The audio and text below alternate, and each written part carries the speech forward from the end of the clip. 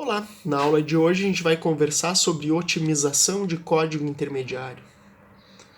Então, o objetivo da aula de hoje é conversar com você sobre algumas técnicas de otimização, né? Propagação de constante, constant folding, eliminação de código morto, eliminação de subexpressões comuns usando um grafo acíclico dirigido e sequência otimizada de código, que seria a ideia de modificar a sequência de código para produzir uma sequência mais otimizada. Vamos dar uma olhada nisso então. Então, começando pela constant propagation, ou propagação de constantes. Então, a ideia é substituir a ocorrência de constantes por seus respectivos valores. Se a gente der uma olhada aqui, por exemplo, nesse código, ó, o x está recebendo 20, então o x é uma constante. E se a gente olhar aqui, ó, o x ocorre outras vezes. Então, o que eu posso fazer? Eu posso eliminar essa atribuição aqui do x e posso substituir então essas ocorrências que apareciam do x pelo valor correspondente, que é 20. Como é que eu implemento isso então? Bom, eu posso simplesmente percorrer ali a árvore sintática abstrata e fazendo as substituições. Por exemplo, se eu tenho um nó ali que é uma atribuição, né? O x recebe uma expressão qualquer b. Se essa expressão b, né, se b for uma constante, um valor constante, eu adiciono isso numa tabela, dizendo que o x é equivalente a essa constante. Bom, se o b não for uma constante, então ele pode ser uma expressão. Se ele for uma expressão que usa operadores e outros valores, eu consulto eu verifico nessa expressão se existem variáveis nessa expressão que estão presentes lá naquela tabela de constantes. Se tiverem variáveis que estão na tabela de constante, eu substituo elas pelo seu respectivo valor. Eu posso simplesmente tirar o nó da árvore ali que representa a variável e substituir esse nó pelo valor correspondente. Eu dei o exemplo da atribuição, né? Mas, por exemplo, eu posso ter expressões ali no meu if, no meu while, etc. Então eu tenho que percorrer essas construções e fazer as substituições. Constant folding, qual é a ideia disso? É a ideia de eliminar expressões que o cálculo delas poderia ser feito ali em tempo de compilação. Então, por exemplo, se eu tenho essa atribuição aqui, é óbvio que eu posso calcular esse valor aqui, né, e substituir ele, calcular esse valor e substituir ele pelo valor, né? Como é que eu faço Como é que eu implemento isso? Bom, eu também posso percorrer ali os nós da árvore sintática e toda vez que fazer uma análise, né, nas expressões ali, verificar se elas têm apenas números e, bom, substituir isso pelo valor correspondente, né? É tipo um interpretadorzinho ali que vai pegar o nó, vai calcular e vai substituir ele pelo valor. Outra técnica, né, Dead Code Elimination, que é a ideia de remover código que não vai afetar o resultado do programa. Bom, mas quem é que colocaria esse tipo de código? Esse código pode aparecer de várias formas, né? Uma forma que acontece é programas muito grandes que tiveram vários programadores trabalhando ali por vários anos, né? Pode acontecer de ter código legado com código morto. Outra coisa que pode acontecer é esse código surgir a partir das otimizações anteriores que eu mostrei para vocês. Então, o que faz essa eliminação? Uma das coisas que ela faz é remover código que aparece depois de interrupções, por exemplo, return, break. Então, eu estou percorrendo ali a árvore, se tem um return, se tiver no nó ali que representa a sequência de comandos, outros comandos depois do return, eu posso eliminar esses nós da minha árvore sintática. Por exemplo, se eu tenho um while false, obviamente esse while nunca vai ser executado. Aqui fica óbvio, né? Mas por que alguém faria esse while false? Esse while false ele pode surgir das otimizações anteriores que eu apresentei para vocês.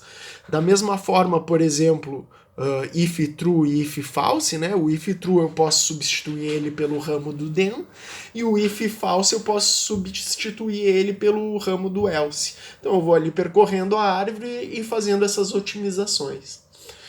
Vamos dar uma olhada num exemplo, então, né? Vamos supor que eu tenha esse código aqui.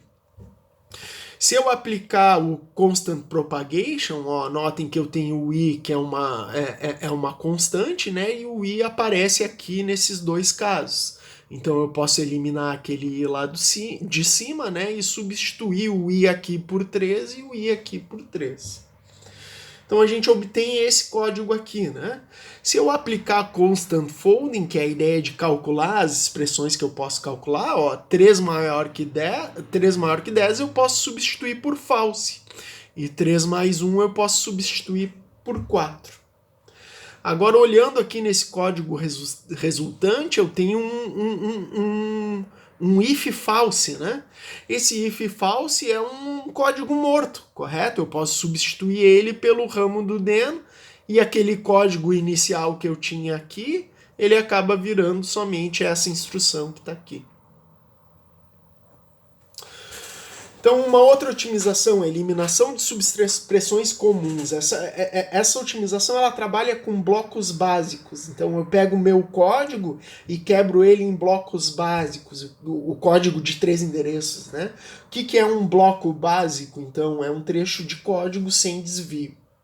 E daí a ideia, a partir desses blocos básicos, eu construo um grafo acíclico dirigido, onde as folhas representam variáveis ou constantes, e os nós internos eles vão ser operadores, né? Eles representam operadores ou resultados computados por essas operações.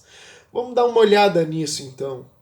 Vamos supor que eu tenha aqui esse bloco básico, que é uma sequência de instruções de 3 endereços. Como é que eu monto o grafo, então? Vamos pegar a primeira instrução, T1 recebe A mais B. Então, aqui está um pouco pequeno, espero que vocês consigam ver, mas eu vou passar os slides para vocês. Então, a ideia é o seguinte, T1 recebe A mais B. Eu crio uma folha A, uma folha B, crio um nó aqui, soma, né? Soma de A com B, e chamo esse nó aqui da operação de T1, porque o T1 recebe a soma do A mais B. Bom, a próxima operação é T2 recebe A menos B. Então eu já tinha A e B, o que eu faço agora? Coloco a subtração, né? A subtração do A e do B, e chamo isso também de T2. Então já matei a primeira e a segunda instrução. A próxima é T3 multiplica T1 e T2, recebe a multiplicação de T1 vezes T2. Como é que eu coloco isso então no meu grafo? Coloco um nó aqui em cima, ó, T1 está aqui embaixo, T2 está aqui embaixo. Coloco um nó em cima, T3, que é a multiplicação de T1 pelo T2. Então já matei essas operações aqui. O próximo é então T4 recebe A mais B. Mas notem aqui que eu já tenho, né, tem um nó que representa a soma de A e B. O que eu faço então? Ó, esse nó se chamava T1, eu chamo ele também de T4. Ó, a gente notou que tanto T1 quanto T4 estão fazendo a mesma operação, que é a soma de A com B. E agora eu sigo, né, construindo então o meu grafo. Ó. O próximo nó é T5 recebe A menos C. C não estava aqui ainda, né? Então eu adiciono C, uma folha C. O A já estava, né? Então eu faço o nó que se chama T5, é a subtração do A com C. O A subtraído de C. E daí eu sigo montando, né? Agora a próxima é T6. T6 recebe T4 vezes T5, T4 está aqui, T5 está aqui, então eu adiciono ali um outro nó, né? Que vai virar esse T6 e eu sigo ali construindo, né? Agora eu tenho T7,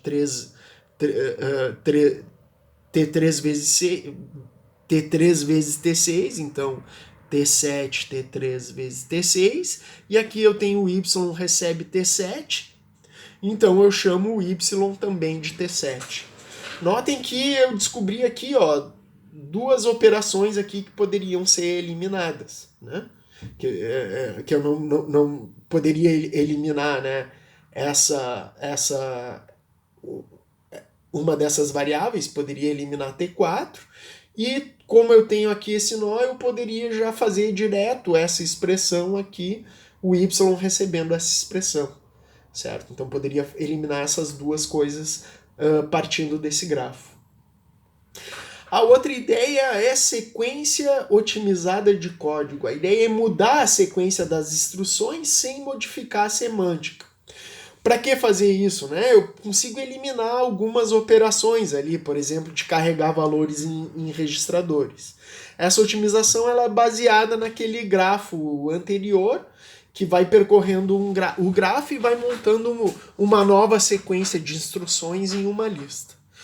Vamos dar uma olhada nisso então. Aqui eu tenho um algoritmo para isso, mas eu vou explicar a ideia para vocês no exemplo anterior.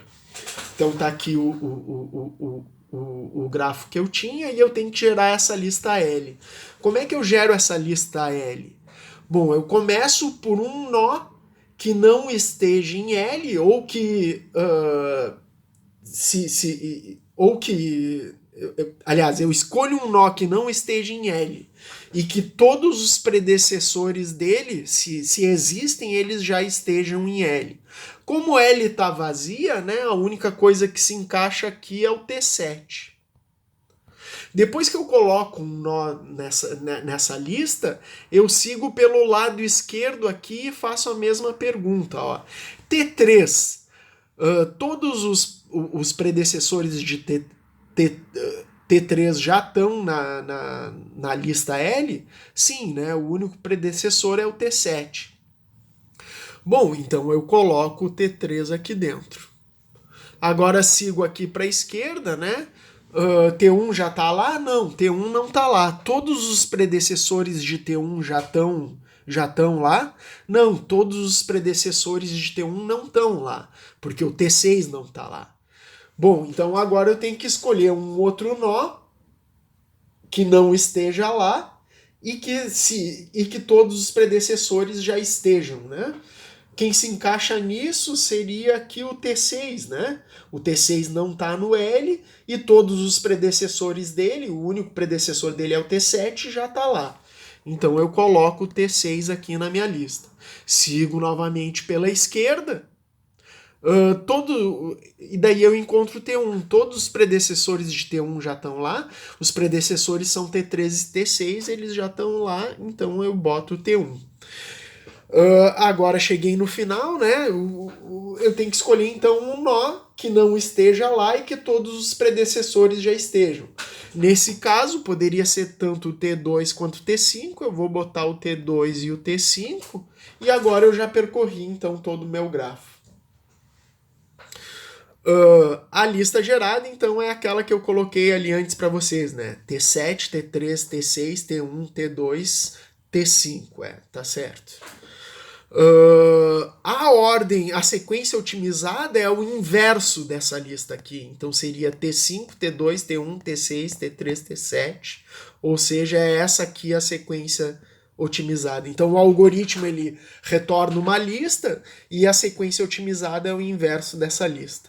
Agora, para que serve essa? Por que reorganizar o código assim? Né, começando pelo T5, depois o T2, depois o T1, depois o T6, depois o T3 e depois o T7. O que isso torna de otimizado a minha sequência, né? Então vamos olhar uma coisa, uma operação desse tipo aqui, ó, x recebe T1 mais T2. Esse tipo de instrução aqui, considerando uma linguagem, uma linguagem de máquina simples, né, somente com um registrador acumulador, para essa expressão aqui, para essa atribuição aqui, eu geraria essas três instruções, né? Então, primeiro eu carrego o T1, certo? Depois eu somo o T1 que está no acumulador com o T2, e por último, o resultado eu tiro do acumulador e coloco em X. Então, algo desse tipo, uma instrução dessas de 3 endereços, né, ela vai gerar sempre 3 instruções de máquina. Essa reorganização do código, ela gera sequências desse tipo aqui, ó. Então notem que o T3 ele fica logo antes do T7, né? T3 fica logo antes do T7. Por que isso é legal? Ó? Notem que o T3 ele está nessa posição aqui. Então isso me economiza 2 instruções, ó. Então, para calcular o T3 aqui, né, eu primeiro carrego o T1, depois eu multiplico pelo T2. Como eu já vou usar o T3 aqui embaixo, eu não preciso colocar o resultado da multiplicação em T3. Eu simplesmente multiplico isso por T6 e daí depois faço o STA no T7. Então a ideia é que eu economizei aqui, a gente viu que cada uma dessas instruções desse tipo, aqui em código intermediário, geram 13 instruções de máquina. Então, para essas duas aqui, eu geraria 6 instruções de máquina, e ao invés disso, eu gerei 4 instruções de máquina. Bom, era isso que eu tinha para mostrar para vocês hoje.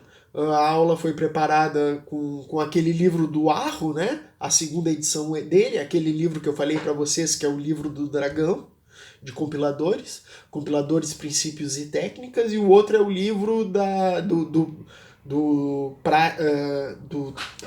Ana Price e do Simão Toscani, né? Que é a terceira edição que eu usei, é o livro aquele lá da URGS, correto? Implementação de linguagem de programação, compiladores. Bom, era isso por hoje, até mais, um abraço.